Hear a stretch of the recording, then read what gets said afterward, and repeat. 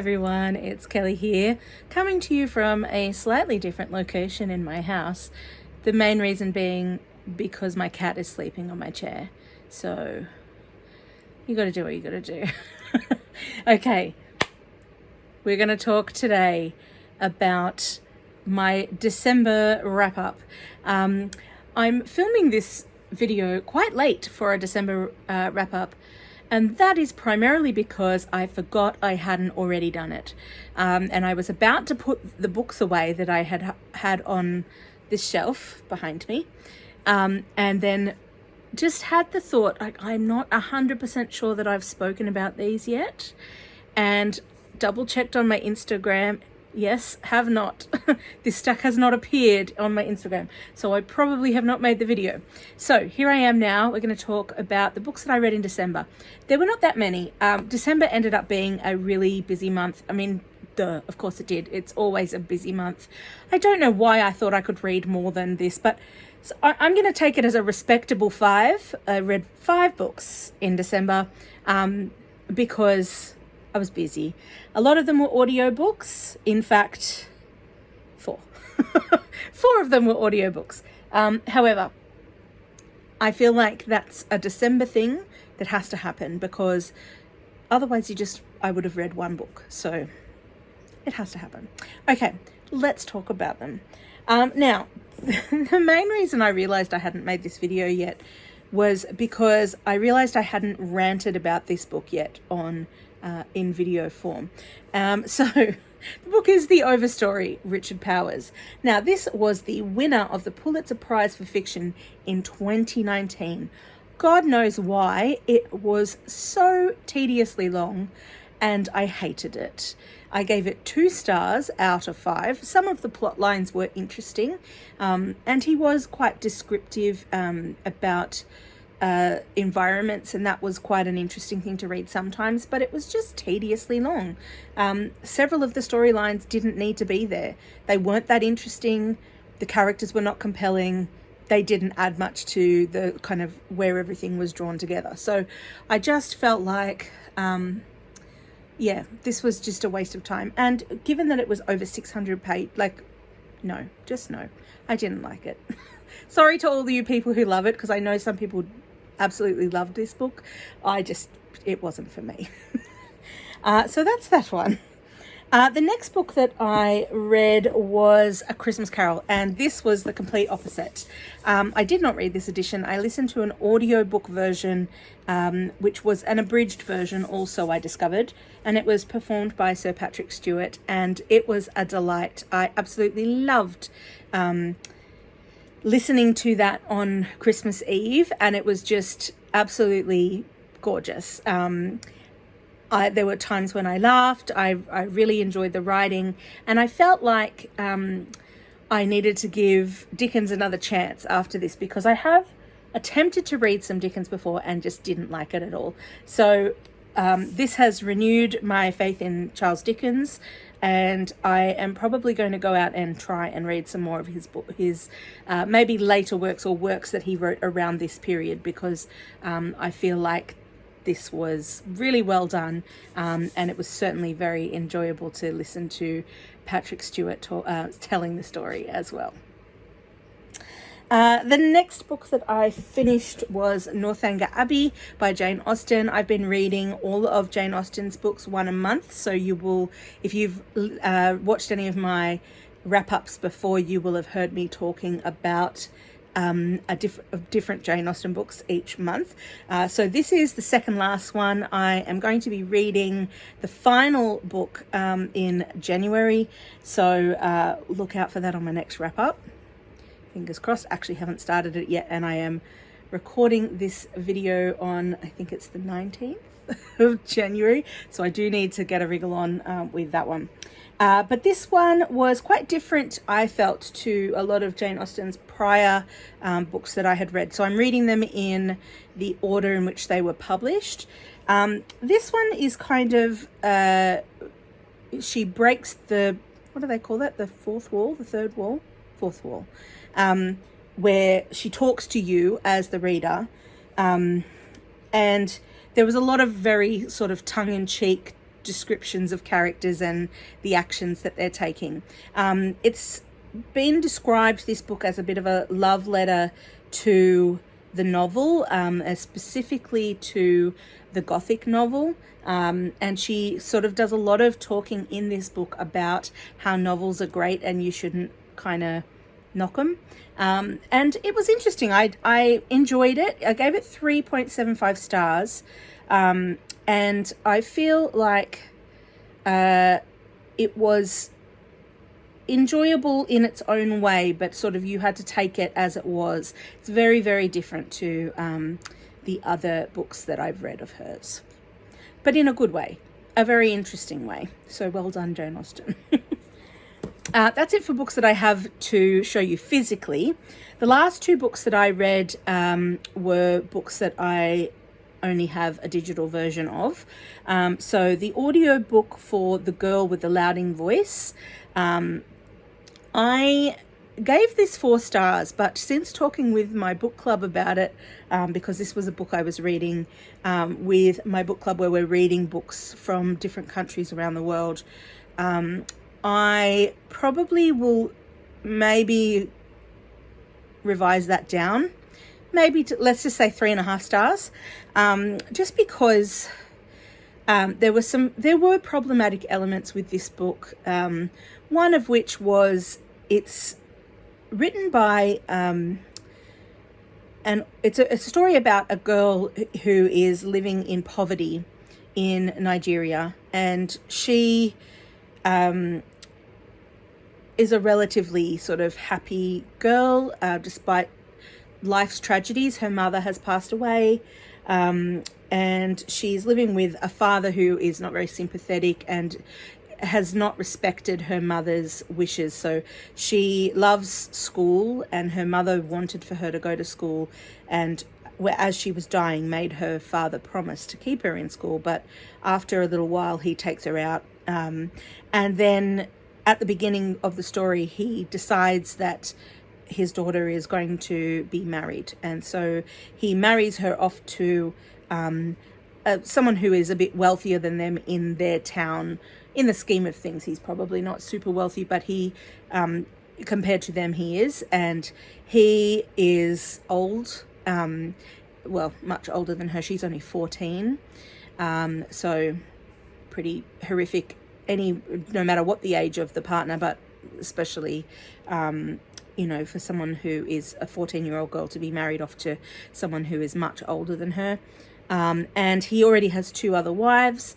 One of the wives is lovely and very welcoming and accommodating with her. The other wife is very jealous and doesn't like her and is very cruel to her. And I had to keep reminding myself, though, that the decisions that she was making, this character, were because she was a 14-year-old girl, because, you know, obviously she's engaging in things that are outside of the realm of normal for a 14-year-old girl, but making decisions like a 14-year-old, which was irritating to me in the first sort of bit of the book. The other thing that kind of dragged it down, I felt, was in terms of being able to sustain reading of it. And I actually had to put this book aside while I was still at work and pick it back up again after I'd finished for the year, was because it was really bringing me down. These things that kept happening to her in the first half of the book, and she just had nobody. Like, she had nobody that was there to kind of support her and to help her make better decisions and to back her up when these bad things are happening to her. And I won't say exactly what it was in case you want to read it.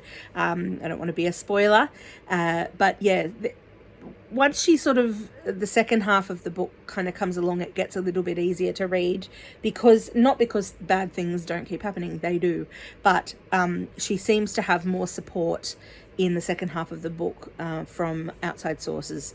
So it sort of felt a little bit more hopeful in terms of how things were going to turn out. But like right to the wire, things are sort of, you know, you're not 100% sure that things are going to turn out for this character. I guess as I was sort of reading it through, I mostly was able to kind of get into the story, but I also felt like there were some other elements there too. Like, and I've talked about this on my channel before, I can't stand when naivety or innocence is written poorly, and I felt like in this book sometimes it was okay, but a lot of the time it was not, and the character kind of came across as stupid, even though she's not stupid, and to me that's not good writing. And also there were just some other sort of problematic elements in terms of, this book was not written by someone who came from a poor family. It was written by someone who was educated, although she's from Nigeria, she was educated internationally, so she kind of is a lot more like the character Tia in the book, rather than the main character, which is fine in and of itself. However, it does, when the author is not writing from their own experience and they're writing about the life of someone who's in poverty and is disadvantaged, I guess it can kind of come off a little preachy and a little bit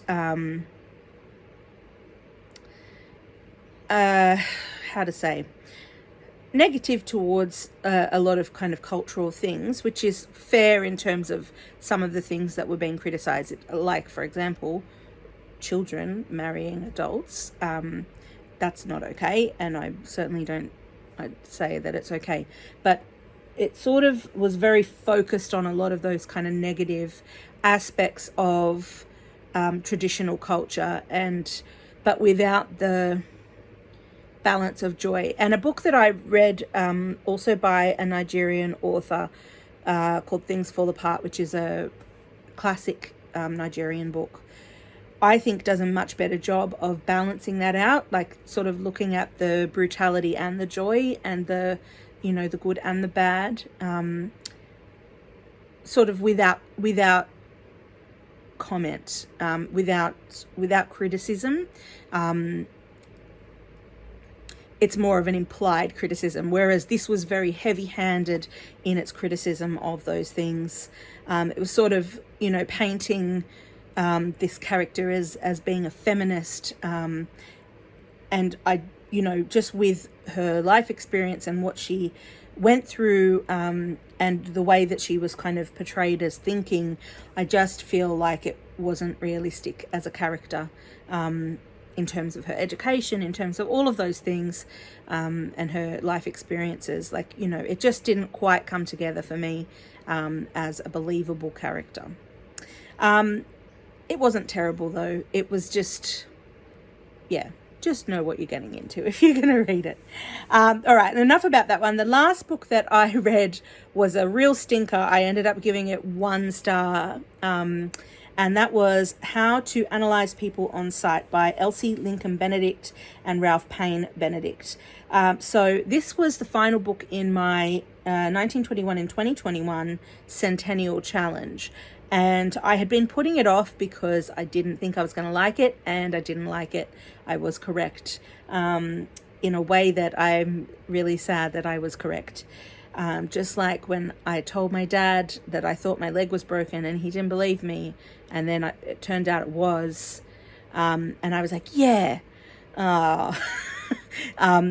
it'd be nice to be incorrect sometimes about these things.